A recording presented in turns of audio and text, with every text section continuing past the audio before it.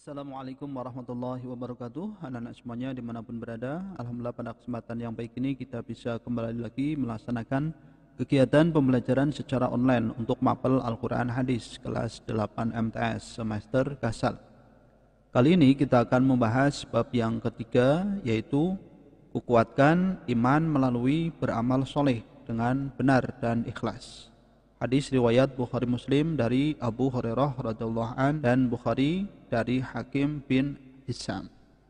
Ya, semoga kita semuanya senantiasa dalam lindungan Allah Subhanahu wa taala dan diberi ilmu yang bermanfaat. Tetap semangat dalam belajar, ya.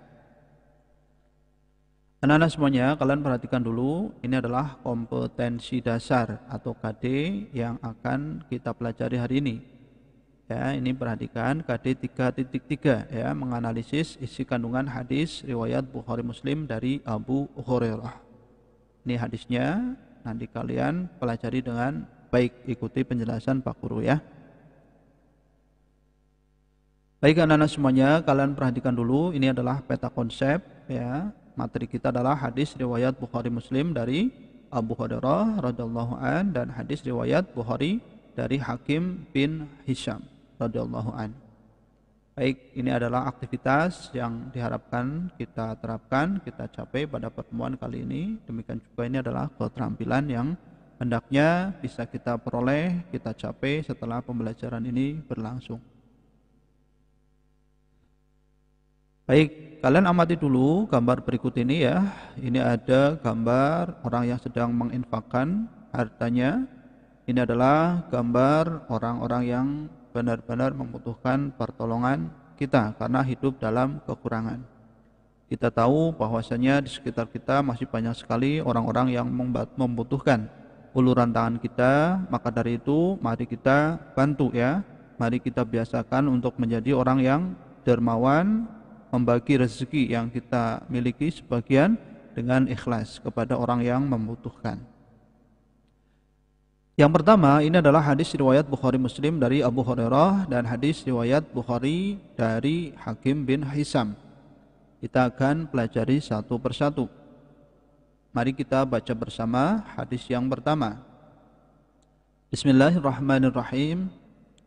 An Abi Hurairah radhiyallahu anhu anna Nabiy sallallahu alaihi wasallam qala ma min yaumin yusbihul ibadu fihi illa malakani yang zilani fayaqulu ahaduhuma Allahumma a'ti munfiqan khalafan wa yaqulul akharu Allahumma a'ti mumsikan talafan. Yang artinya adalah dari Abu Hurairah radhiyallahu anhu bahwa Nabi sallallahu alaihi wasallam bersabda, tidak ada suatu hari pun ketika seorang hamba melewati paginya kecuali akan turun atau datang dua malaikat kepadanya. Lalu salah satunya berkata, ya Allah, berikanlah pengganti bagi siapa yang menafkahkan hartanya. Sedangkan yang satunya lagi berkata, ya Allah, berikanlah kehancuran atau kebinasaan kepada orang yang menahan hartanya atau bakhil. Hadis riwayat Bukhari Muslim. Ya, nanti kita akan pelajari secara mufradat dan isi kandungannya. Kalian perhatikan arti secara mufradat. Ma min yaumin, tidak ada suatu hari pun yusbihul ibadu fihi, ketika seorang hamba melewati paginya, illa malakani yang zilani, kecuali akan turun atau datang dua malaikat. Allahumma a'ti, ya Allah, berikanlah pengganti. Munfikon khalafan, menafkahkan hartanya. Mumsikan talafan, menahan hartanya. Ya, ini arti secara mufradat. Kemudian isi kandungan hadis, kalian perhatikan. Dalam hadis riwayat Bukhari dan Muslim dari Abu Hurairah, Rasulullah Shallallahu Alaihi Wasallam menjelaskan bahwa sesungguhnya para malaikat berdoa agar Allah Subhanahu Wa Taala mengganti harta orang-orang yang berinfak.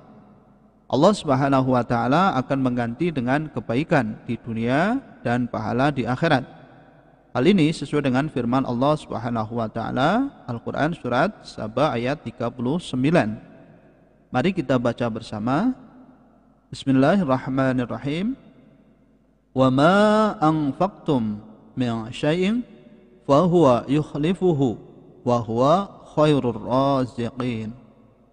Yang artinya adalah, dan barang apa saja yang kamu nafkahkan maka Allah akan menggantinya, dan dialah pemberi rezeki sebaik-baiknya. Ya, jadi Allah akan mengganti apapun yang kita infakkan di jalan Allah insyaallah dengan yang lebih baik lagi. Makanya kita tidak perlu khawatir ketika kita menginfakkan harta kita akan habis. Allah akan menggantinya insyaallah. Memperhatikan ayat tersebut, sesungguhnya harta yang diinfakkan tidaklah hilang dari genggaman kita, tetapi sebaliknya Allah Subhanahu wa taala akan menggantinya, bahkan yang lebih baik dari yang diinfakkan. Dan demikian pula Rasulullah Shallallahu alaihi wasallam menjelaskan bahwa para malaikat mendoakan agar Allah Subhanahu wa taala melaknat orang yang menghancurkan atau membinasakan orang-orang yang bakhil atau kikir terhadap hartanya. Nah, ini naudzubillah ya. Orang yang bakhil, orang yang kikir akan didoakan oleh malaikat supaya hancur. Naudzubillah ya. Mudah-mudahan kita terhindar dari sifat kikir. Sebagai orang yang beriman, yakinlah bahwa doa para malaikat pasti dikabulkan oleh Allah Subhanahu wa taala.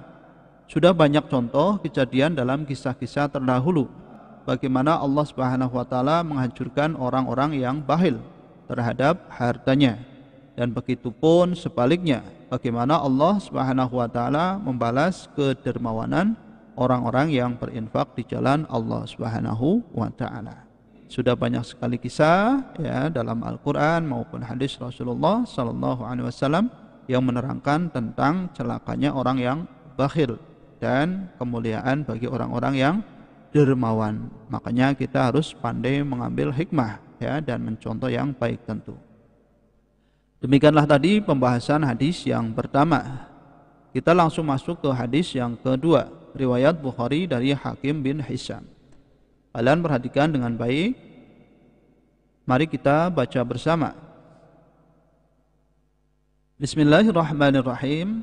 An Hakim bin Hizam radhiyallahu anhu عن النبي صلى الله عليه وسلم قال اليد العليا خير من اليد السفلى وابدأ بمن تعول وخير الصدقة عن ظهر غنى ومن يستعفف يعفه الله ومن يستغني يغنيه الله. Yang artinya adalah dari Hakim bin Hizam radhiyallahu anhu dari Nabi sallallahu alaihi wasallam berkata, tangan yang di atas lebih baik daripada tangan yang di bawah. Maka mulailah untuk orang-orang yang menjadi tanggunganmu. Dan sedekah yang paling baik adalah dari orang yang sudah cukup untuk kebutuhan dirinya. Maka barang siapa yang berusaha memelihara dirinya, Allah akan memeliharanya. Dan barang siapa yang berusaha mencukupkan dirinya, maka Allah akan mencukupkannya. Hadis riwayat Bukhari. Kayak nanti kita akan pelajari mufradat dan isi kandungannya. Baik, kalian perhatikan secara mufradat. Al-yadul ulya artinya adalah tangan yang di atas. Minal yadis sufla artinya ini adalah daripada tangan yang di bawah. Wabda ini maka mulailah. Kemudian biman ta'ulu untuk orang-orang yang menjadi tanggunganmu ya. Kemudian ngang dhahri ghinan dari orang yang sudah cukup. Kemudian wa may yasta'fif artinya adalah barang siapa yang berusaha memelihara dirinya.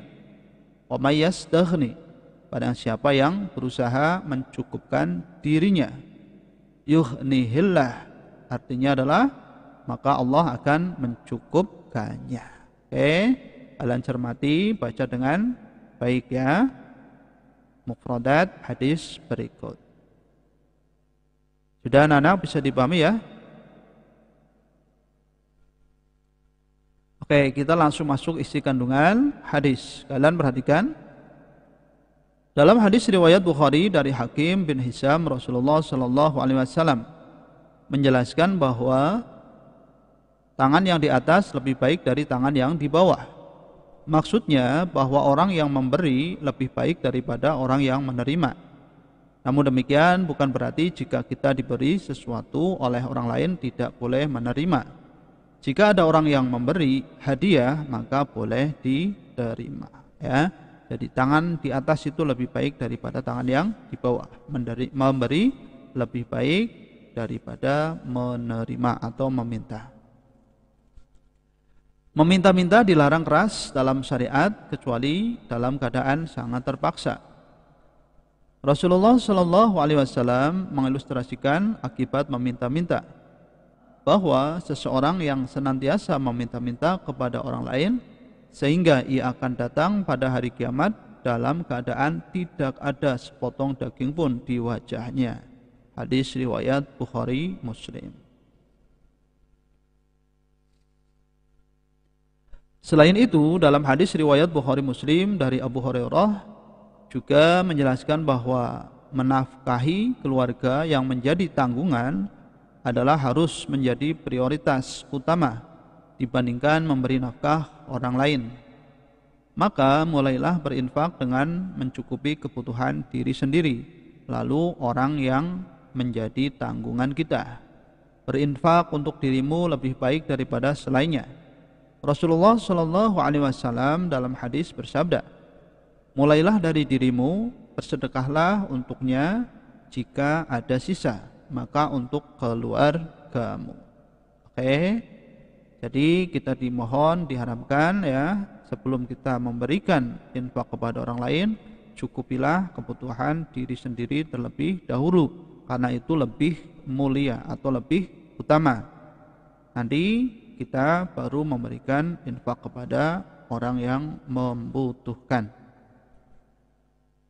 Baik anak-anak, selanjutnya dalam hadis ini juga mengabarkan bahwa Allah Subhanahu wa taala akan memelihara orang yang memelihara dirinya, Taifah, dan Allah akan mencukupkan orang yang mencukupkan kebutuhan dirinya, Qanaah.